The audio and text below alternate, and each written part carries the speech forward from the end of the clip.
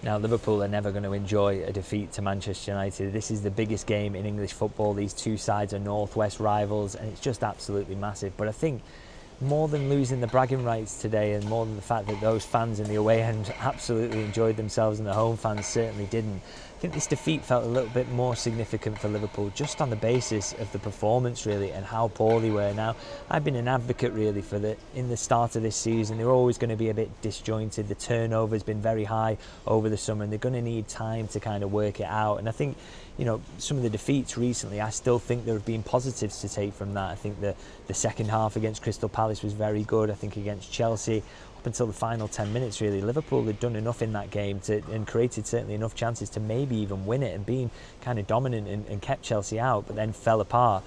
So I think there's been mitigation, I think there's been positives to take, but I think a day like today just felt completely damning about where this team is going and what the setup is, because it was just pretty poor from minute 1 to minute 90 really. And you know, Liverpool fans are getting pretty used to the fact that when a team comes here, not necessarily just at Anfield, but I think all games this season, the opposition are always very easily able to impose their game plan, and Manchester United did that from the off here. So you know, what Liverpool have done an awful lot is, okay, they've tried to soak up pressure in that period and then come out the second half and improve, but the worry was that, again, the first half plan didn't work.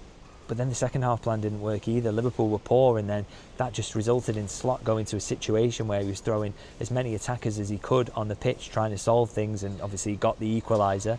But even at that point, I'm thinking to myself, if Liverpool score here, I'm still going to say that they didn't deserve to win this game, because how poor they were in the performance. Now, you know, getting yourself in a situation where you've got Wirtz and Jones as a midfield two, desperately trying to save something from the game, that cannot have been the plan coming into this summer. I think Liverpool have got to be really frustrated about how things are playing out, and that, you know, they are having to desperately throw people on. I understand that turnover was high, it's going to take time for relationships to build, but I'm watching this team, and as I say, first half, every first half of every game, build-up is really poor, struggling to get the ball forward, you know, look really, really shaky at the back. They look very easy to counter-attack on, and you know, if you've got all those qualities in your team and then you're basically just trying to dig results out by throwing on your incredible talent that you definitely have, but just trying to throw them on in any mix of formation, then you know, that's not a consistent plan. It's not a plan that's going to win you titles, and you know, whether that's the Premier League or the Champions League. And of course, that is, you know, if Liverpool have so many problems, it's going to take them time to work out, and you already worry that, you know, they're behind Arsenal now in the Premier League.